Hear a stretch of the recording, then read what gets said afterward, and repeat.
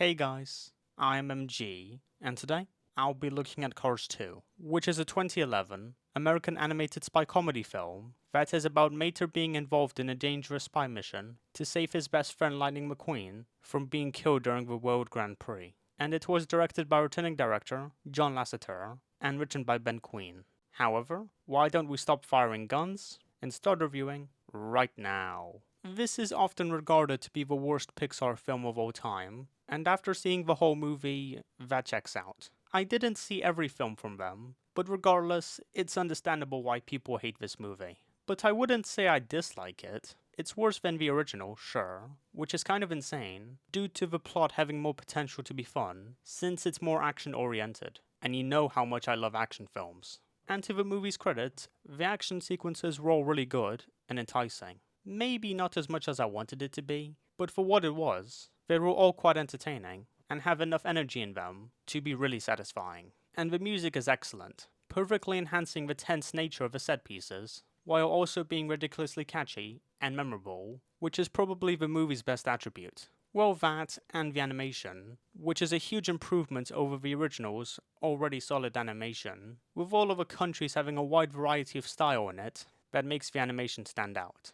Unfortunately, the film pretty much fails in every other regard, especially with how idiotic all of the characters are, and how the few ones I actually liked in the first film are really generic. Except for Francesco Bernoulli. He was honestly kinda funny, and his War with Lightning also had some solid comedic moments, with John Turturro putting the right amount of energy into his performance. However, every other car is either wasted or frustrating to watch. Mater is the main character now. The comic relief that wasn't very funny is back, and now on the big screen. He never made me laugh, and he was really annoying to watch. Making him the central character was a mistake, since we have to follow this obnoxious truck for the whole runtime. But you want to know what the funny thing is? Finn and Holly are somehow worse. They're incredibly flat, yet annoyingly stupid. That they can't realize that Mater is actually not a spy. And it's a shame that the movie focuses on this dumb plotline for most of it. As for the other characters,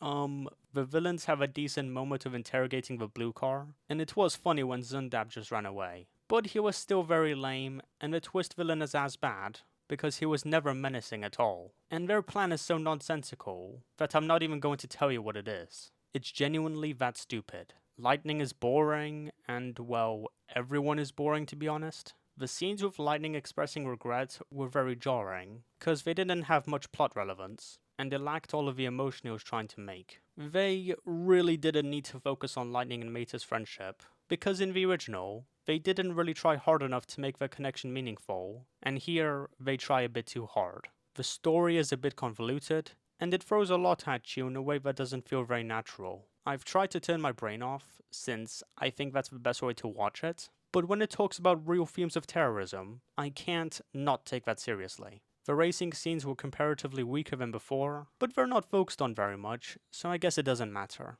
The world building is still not creative at all, and just feels like the real life world, only with cars. With it being a little more confusing as well, since it fleshes the world out more, and not in a good way, due to how it's poorly thought out. As I said, the stupid plotline of thinking Mater is a spy ruins a lot of the film, because when they're having a conversation, you can't help to just think, when will these spies actually use their brains? And thankfully, that plotline is took away in the climax, which actually makes it pretty decent. Not because of only the action, but it's where the plot felt coherent, and I honestly felt the stakes of Mater being the bomb to some extent. So overall, despite it having some worthwhile attributes, I mainly could not stand it, due to its enormous amount of annoyance and stupidity. I wouldn't call it necessarily bad, since it is pretty funny how flawed the film is, and besides, it has some great stuff in it. But I would not really recommend it, since if you don't know anything about the movie, you will most likely be disappointed.